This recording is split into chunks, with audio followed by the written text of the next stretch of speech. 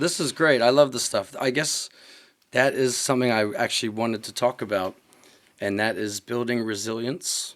And it's about the music industry being a cutthroat industry. Yeah, And it's very hard.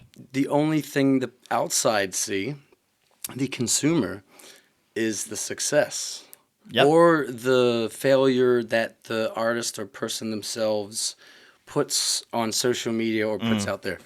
But that's the thing. You need to be willing to fail. You need to be willing to kind of get kind of Beaten down. Yeah. You have to take And get it. tough, It's know? yeah. There's no other way for it. And I think with music, especially, and for what you've been through, I mean, when I look at the bands you've been in, especially those like very technical metal, it's very outside of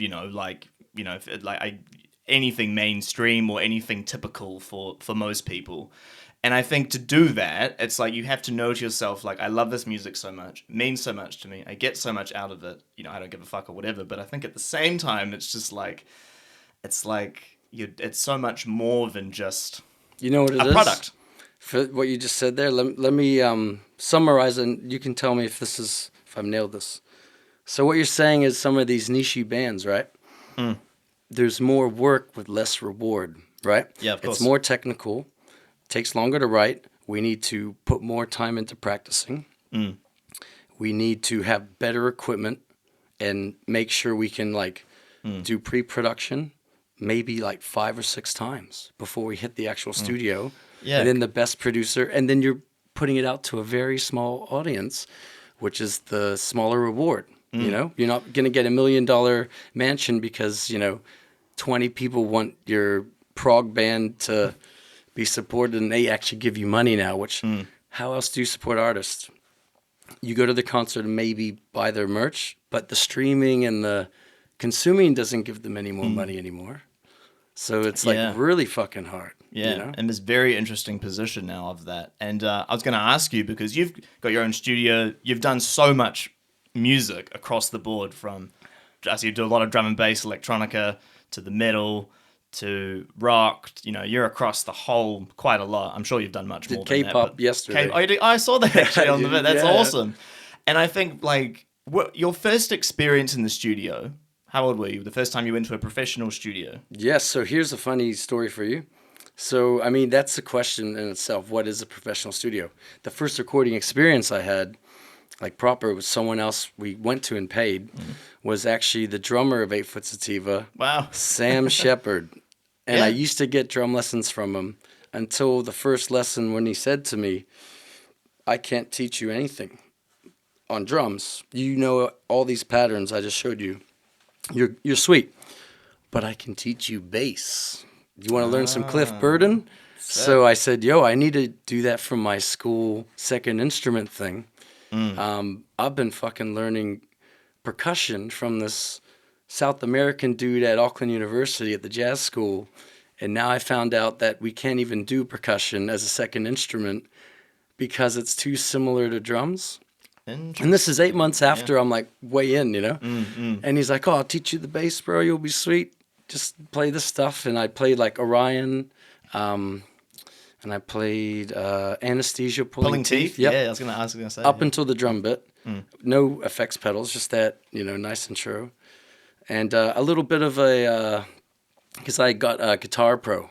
And I downloaded this, Jason Newsted medley from the Cunning Stunts show, where he kind of tributes Cliff, but he merges into My Friend of Misery, because it's the same kind of scale, that 12 kind of 10 feel, with the 3-string pattern. And I just did that, and I got the highest mark, and I was like, bro, that's so mean that you did that. You're a real good musician. I didn't know you could do all this. Can you also record my band Final Eve? We're like a melodic death band. We love 8 Foot, but we really love In Flames, Dark Tranquility, the melodic death stuff, At the Gates. What was another one? But we wanted to be more technical, so every now and then we would do a very weird odd time signature thing and throw in all the virtuoso-y shit, which most of these bands wouldn't do because it's too weird, Yeah. We were like, fuck it, we'll do it. Have fun, yeah. And we had a singer named Drew, and he was from a band called Bloodspill. And he had a mean as fry, Love a good fry. Yeah, so we released we never actually released it, but we recorded this thing like 3 times with 3 different producers. But that first experience was with Sam on the North Shore in his home studio, and it was a buzz, bro. It was cool.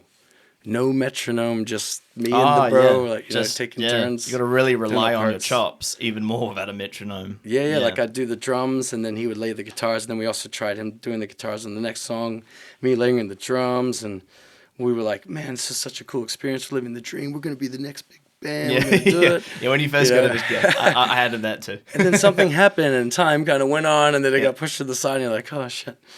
Oh, sorry, Sam, but thank you. And then we did another recording experience from 2 of the members from Ulcerate, a very underground at the time, now become very big, especially overseas, like very brutal fucking.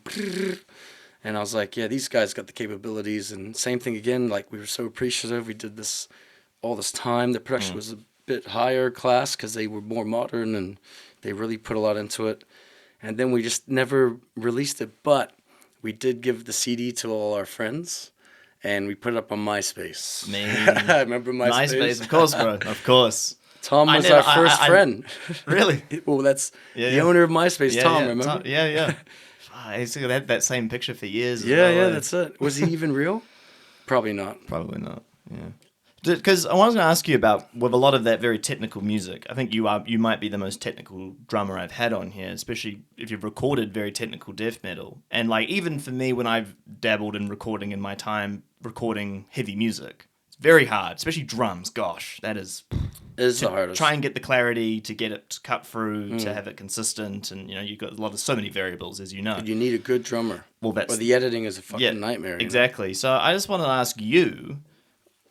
When you kind of first were, got into like doing a lot of in the studio, the technical drumming, what were like the challenges you felt you had to kind of go through, even like with a producer or recording, that process? Because I just find it really, because that music, like trying to record it and make it sound good is fucking hard. It's really hard. I got tons of tips. This is good stuff. So anyone out there watching or listening to this that wants to up their game with their drumming and maybe one day be a session drummer or just be better in the studio, here's a couple good things. For me, it was the fact that these Swedish producers wanted rim shots. Okay. And you know what a rim shot is? I do, yeah. So for anyone out there that doesn't, like, you basically hit the rim and the skin, and it gives it more of that fucking crack, but you've got to get the balance perfect. And you've got to hit it every fucking time the same, in the same place, the same velocity for that backbeat.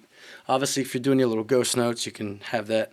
But that needs to be a must if you want that fucking particular cracking sound for metal. Otherwise, what happens is they will straight away sample replace it. Yeah. And they'll just say, this person doesn't know how to rim shot, like, on to the next guy, I was lucky to be told that. But only a couple months before hitting the studio. And I was 17, and this is when I joined A-Foot. Yeah, right. So I was like in the deep end, and I only did a little bit of that shit with Final Eve, right? And never until then did I do the rim shots, because I never worked with the high class overseas. Like this guy had done Carnival Forge, all these huge fucking bands with the best fucking drummers, and these guys like had the rim shot down, So for me, going over there, being thrown in the deep end was like the biggest learning curve. Straight off the bat, get those rim shots down, and practice them and just record yourself and just listen. Does every fucking hit sound the same, They'll probably do a sample blend anyway, but you might as well get fucking close, because if you're really good, you can maybe say, hey, can we make this recording no samples, real drums? I think I've got a good fucking rim shot,